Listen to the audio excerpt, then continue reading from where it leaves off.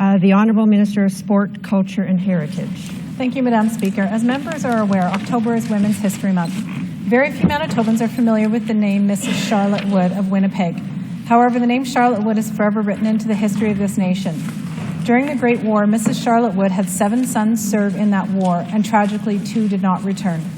One son, Private Frederick Francis Wood, died in battle in Belgium in 1914, and the other son, Private Peter Percy Wood, who was only 17 years old, died in 1917 at Vimy Ridge. 4 of the remaining 5 sons suffered permanent wartime disabilities.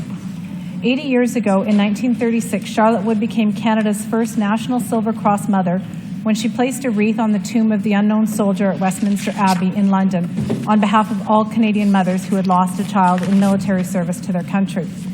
While on a pilgrimage to attend the unveiling of the Vimy Ridge Memorial in July 1936, Mrs. Wood was presented to King Edward VIII. It is reported that Mrs. Wood said to the King, "I have just been looking at the trenches and just can't figure out why our boys had to go through that." The King replied, "Please God, Mrs. Wood, it shall never happen again." Sadly, it did. Canada's famous and first Silver Cross mother died 3 years later in 1939, just weeks before the start of what was to become known as World War II. Charlotte Wood was buried in an unmarked grave in Winnipeg's Brookside Cemetery.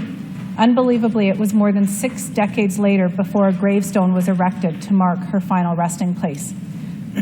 As Minister responsible for the status of women, and in honor of Women's History Month, and in honor of all the remarkably brave women who have received this medal, which is a medal no parent ever wants to receive, I am proud to inform all members of the House that my office, along with the Office of the Manitoba Special Envoy for Military Affairs, will be installing a plaque to honor Mrs. Charlotte Wood in Memorial Park.